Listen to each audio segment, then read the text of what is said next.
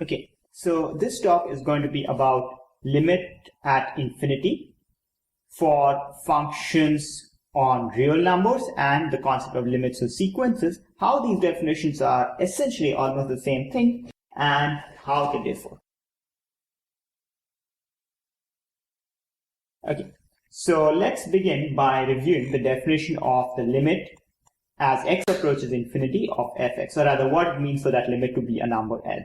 Well, what it means is that for every epsilon greater than 0, so we first say for every neighborhood of L, small neighborhood of L given by radius epsilon, there exists a neighborhood of infinity which is specified by choosing some a, such that that is the interval a to infinity, such that for all x in the interval from a to infinity, that is for all x within the chosen neighborhood of infinity, the fx value is within the chosen neighborhood of L. Okay. If you want to think about in terms of the game between a prover and the skeptic, the prover is claiming that the limit as x approaches infinity of fx is L. The skeptic begins by picking a neighborhood of L, which is parameterized by its radius epsilon. The prover picks a neighborhood of infinity, which is parameterized by its lower end, a.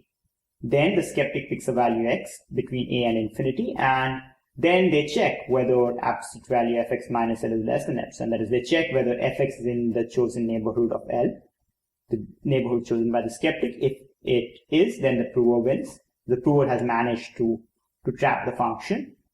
For x large enough, the prover has managed to trap the function within epsilon distance of L, and if not, then the skeptic wins.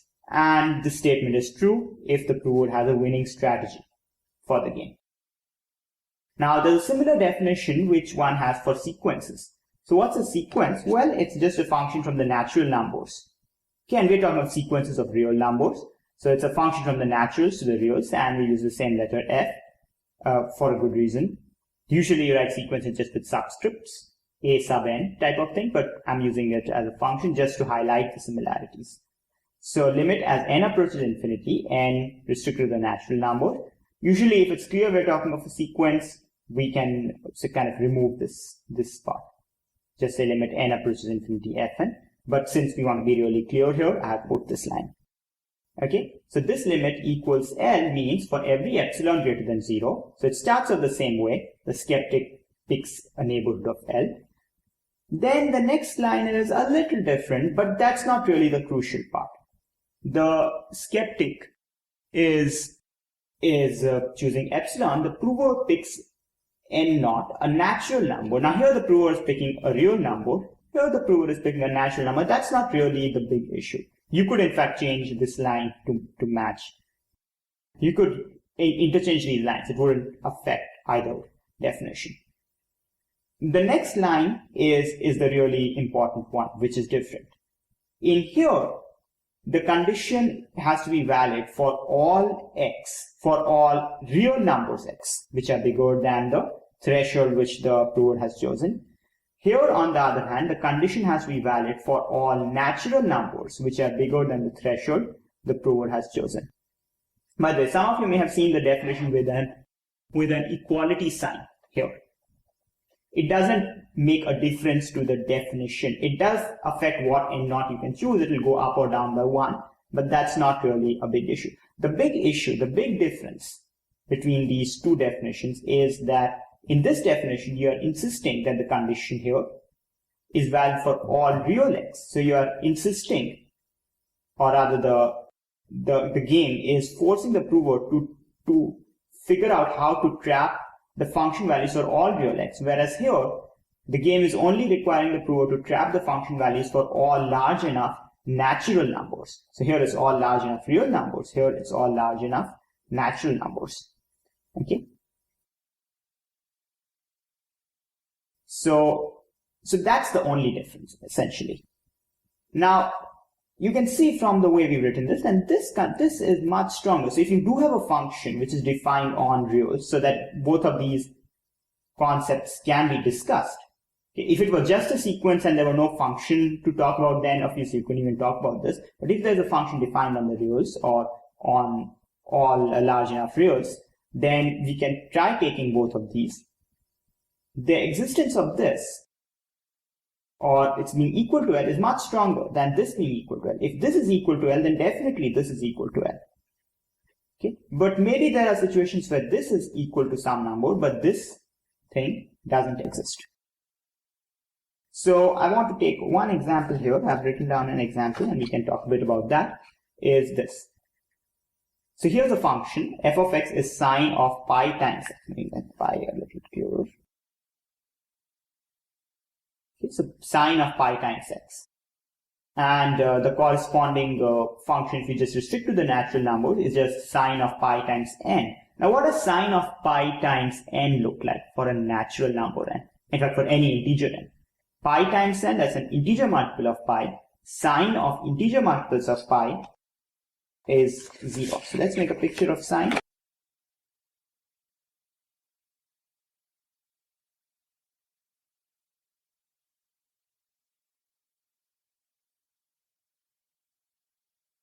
Okay, so it's oscillating, right? And the integer multiples of pi are precisely the ones where it's meeting the axis. So in fact, we are concerned about the positive ones because we are talking of sequence, natural numbers. Okay, and so if you're looking at this sequence, all the terms here are 0. So the limit is also 0. So this limit is 0. Okay, what about this limit? Well, look at the picture again. Is it going anywhere? No. It's oscillating between -1 and 1. It's not settling down to any number. It's not, you cannot trap it near any particular number because it's all over the map between -1 and 1. For the sort of the same reason as sine 1 over x doesn't approach anything as x approaches 0, the same reason sine x or sine pi x doesn't approach anything as x approaches infinity. So the limit for the real thing, this does not exist. So this gives an example where the real thing doesn't exist and the sequence thing does exist. And so here's the overall summary. If the real sense limit, that is this one, exists, the sequence limit also exists and they're both equal.